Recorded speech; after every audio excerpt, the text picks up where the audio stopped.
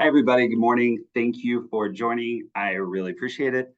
Like Sita said, my name is Neil Gregerson, and the presentation is titled Reimagining Student Support Services Through Blended Educational Experiences. So a little bit about myself. Currently, I'm a senior instructional designer within Lone Star Corporate College, and a PhD candidate in the higher education program at the University of North Texas. And my dissertation is titled Reimagining Student Support Services Through Blended Educational Experiences. And so I am here to share with you guys my research and the findings and the implications that I have found and determined through my dissertation research. My goal is hopefully to be done with this and never have to do anything like this ever again by the end of the summer, because this has definitely been a labor of love for sure. Higher roles, I was at the University of North Texas. I was an instructional designer there, worked as an SI program manager at UT Dallas. I was a learning facilitator at Mesa Community College and a retention specialist at Arizona State University. So I have a very wide gamut of both academic and student support services in my background. So a little bit of background of this study and kind of how I came to this. So one of the things that I really found in a lot of the literature that I was reading was prior to the pandemic, online students and even in-person students could not always access student support services they were paying for. And this was really prevalent, like I said, for the online students when it came to their face-to-face counterparts.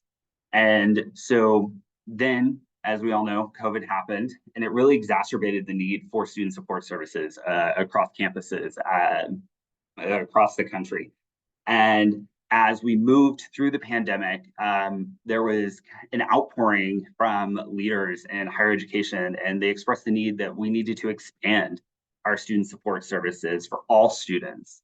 And that really is what drove my intrigue on this topic, and really wanted to dive further into understanding how we create and implement these types of services.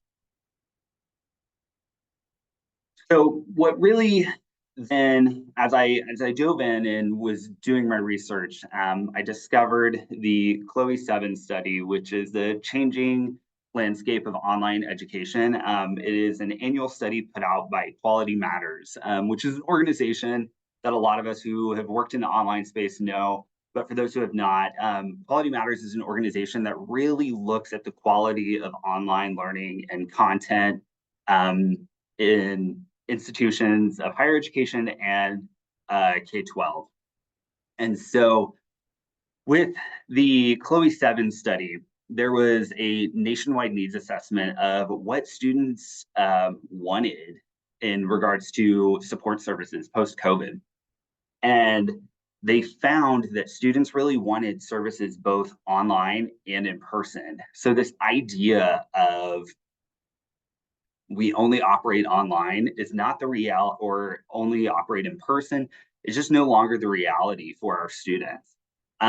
There was also a post-COVID projection that at least 40% of all students within higher education, both 2-year and 4-year, are going to have at least one online course every semester.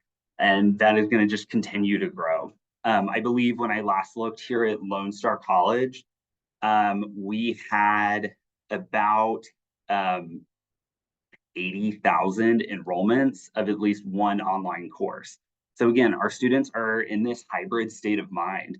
And then also in this study, it was identified that the 5 most desired services are academic advising, mental health services, career services, library services, and tutoring services. So I really used that as the anchor for my study, and where in the direction that I was going to go in with this. And so to further just drill home that point of where our students are at and what their enrollment projections are going to be, the COOs, which were the chief online officers at the institutions that were studied in Chloe 7, they asked kind of where they were seeing students enrolling. And again, looking at this graph, we can see that it's, majority online, majority on campus with some online, and then that nice balance. And where that nice balance is really where a lot of the literature and data is really showing us that students, the way they're interacting with higher education is going, and it's just not going to change. And so we, as practitioners in higher education, really need to adapt our institutions to meet those students. And I'm going to talk further about that when I get into the research I did and with some of my findings. So, like every dissertation student, PhD student does while they're doing their dissertation, extensive literature reviews. And oddly enough, well, not really oddly enough, I just so happened to pick something that had very little literature because, again, COVID-19 and what the pandemic did to our institutions. So there was a few pieces of literature that really of note. Lederer et al. And Boucher et al. Do not quote me if that is the exact pronunciation of their names, winging it on that one. Really looked at how it is critical for institutions of higher education to expand our services and how we look at serving students. One of the big pieces that I thought was really important to highlight, especially with the Boucher et al. Study, is how they pointed out that one of the critical needs for institutions to continue serving students is to establish a solid online foundation. This is done through the integration of online knowledge and operations across campuses, which would establish foundational structures needed to operate. And that piece is really key because a lot of our institutions already have these solid foundations for teaching online.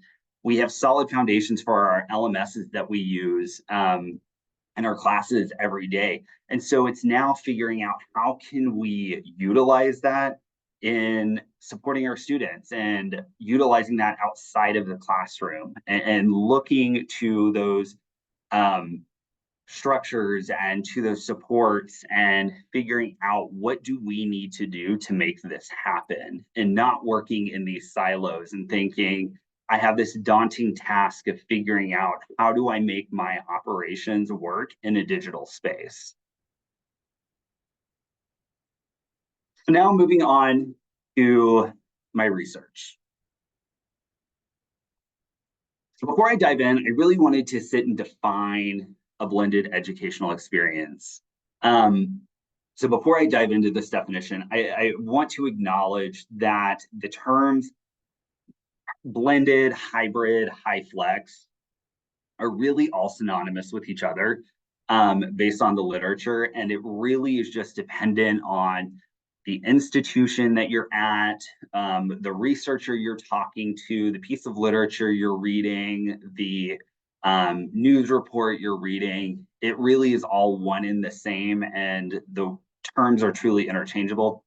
I chose the idea of blended because for me, it really felt like the best marrying of an in-person experience and an online experience into one for students. And so I define a blended educational experience as an educational experience where students can access student support services both in person, face-to-face, and online, along with choosing to take their courses both in person, face-to-face, and online. And I want to also add that there is a spectrum of synchronous and asynchronous with this.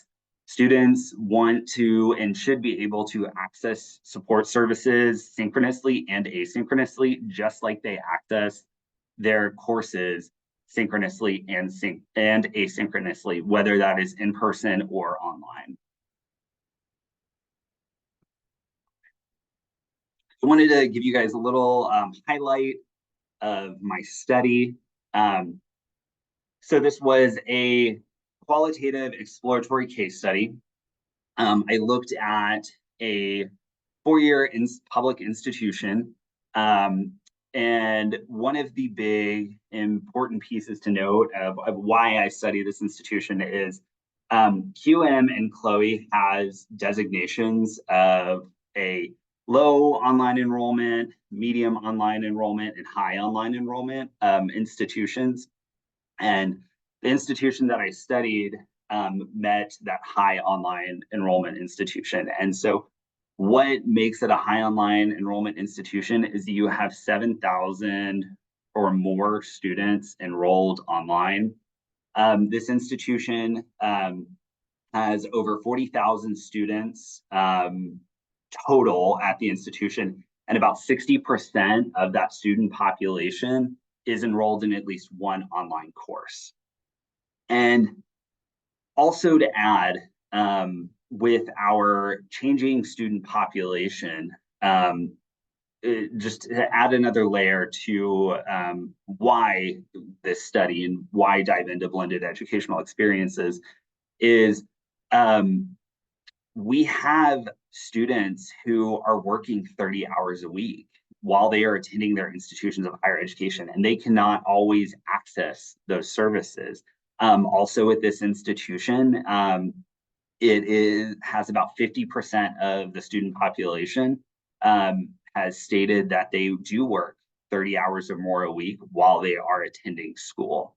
And so that was another added piece of why we needed to have the flexibility and why we needed to look at how we create these type of experiences for students, because we have at this institution a large portion of students who are only taking night classes because that's all they can do.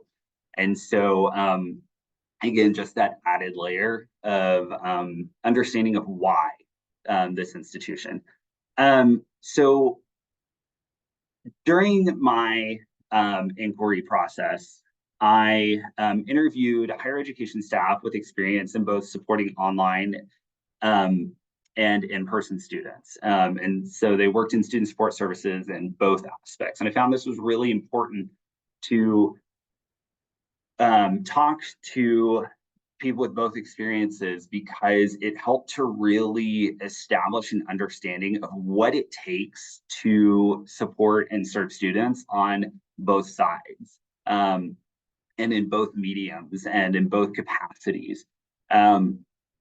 Like I mentioned at the top of the presentation, I went into this thinking of hitting those 5 areas addressed: the academic advising, the library services, tutoring services, mental health services, and career services. And when I started to talk initially to people from those areas, they truly didn't have much of an understanding of how to make this happen. And so I took that step back, readjusted my sample, and oddly enough, within my sample, I was able to find people who had done every bit of those services. They just weren't necessarily working in that capacity at this time, but again, are now working in the online space serving students. And so they were able to really speak to how to actually actualize a lot of these things. And so where I collected my data was, again, interviewing participants, and then I analyzed the institutional website to really understand how exactly the institutions were serving students. And so from my findings, really the big theme in how we go about reimagining supporting students through blended educational experiences is, first, we have to have a paradigm shift in how we think about serving students. One of the biggest and most common themes that really showed up in my data and talking with each of my participants was the fact that there is resistance internally to this change. And there are a lot of people within student support services who are maintaining this mindset of this is how we have always done things. and it's always worked for students. And so that's what we're going to keep. That's how we're going to keep operating. It also, another piece of resistance that was met was the fact that a lot of staff and faculty across the institution just don't have the knowledge base of how to make things operational online. And so the participants that I spoke to really talked about having to be advocates, and showing that there is a shift and there is a change and there are new ways that we can do things, and really just making sure that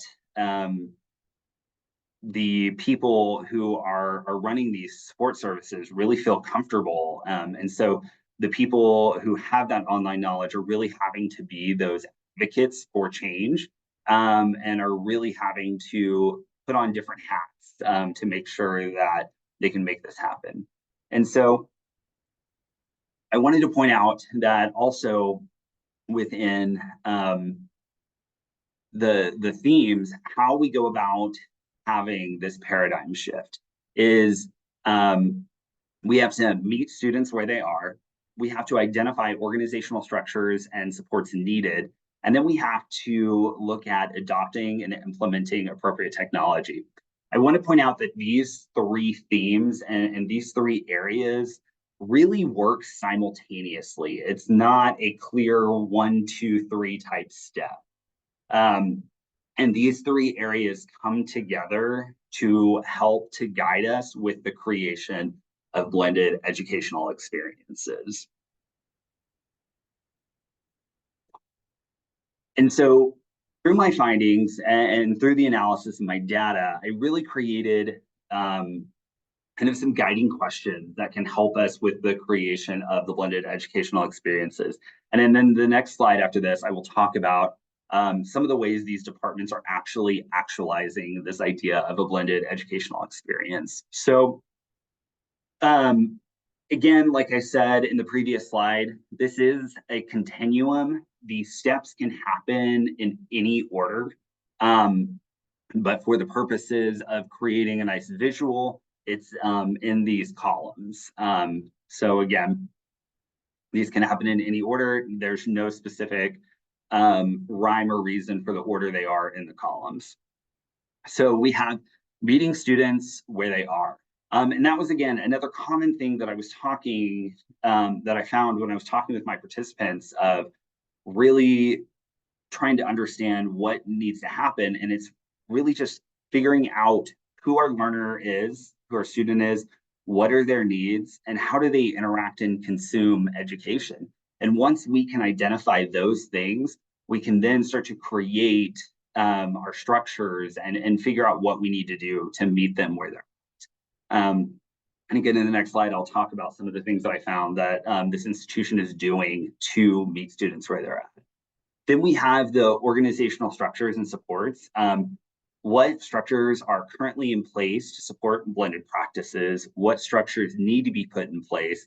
And what supports would I or my department need? And so again, that's really looking at the work that we do, the work our departments do, and figuring out what exists at our institution and how can we leverage what exists to make this happen. Then we have adopting and implementing appropriate technology. What current technologies do we use? What current technologies exist at the college or the institution, university, et cetera?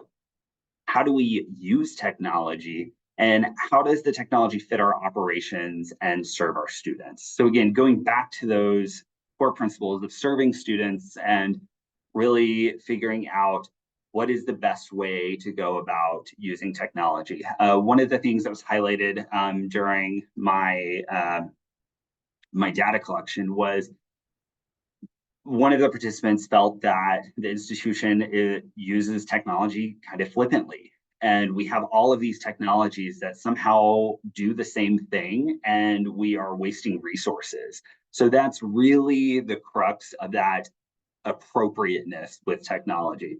And then we ultimately have our blended educational experience of what would blended practices look like for my department, office, and workplace, and how would I operationalize blended educational experiences for my workplace. And so maybe it's you have that idea first of what a blended space would look like. So for tutoring, for example, you have the idea of we have our web-based tutoring. We have things like Ask a Tutor, meet with a tutor virtually, or we have maybe some asynchronous options where students can do like an FAQ.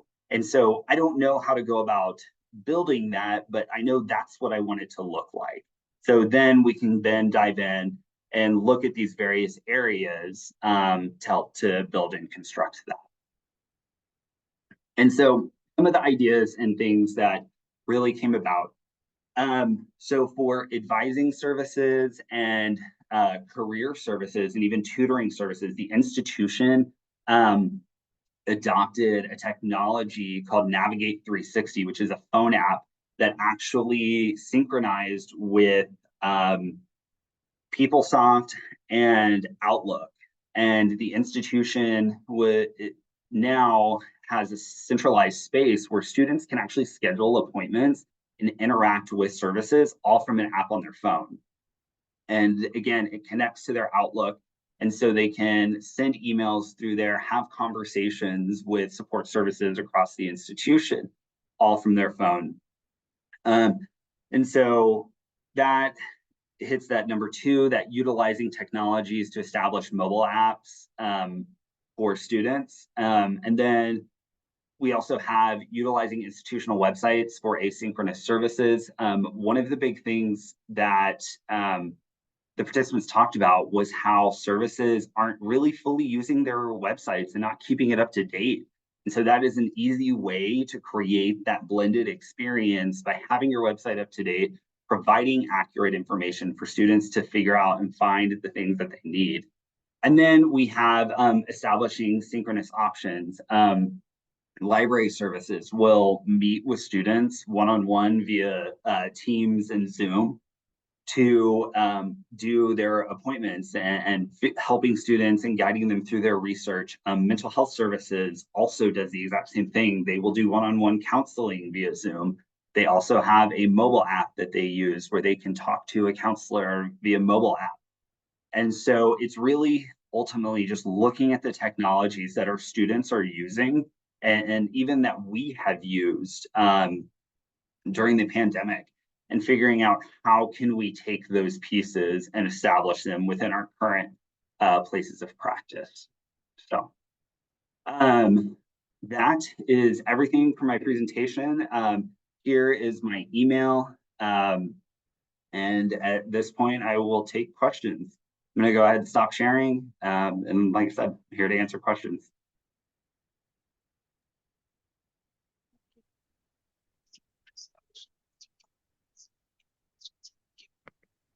You're muted, Sita. Can you hear me now? Yes. Yes. Okay. Thank you for that presentation. I don't see any questions in the Q&A, but there is one question from Seema in the chat, and she's asking what's the name of the app that you were The mentioning? app is called Navigate 360. It's called Navigate 360. Thank you so much. I don't see any other questions. Shireen Jahidkar, I think is the way she says her last name. She says, way to go on the PhD. Thank you. Thank you. So good luck for that. Yes. Thank you.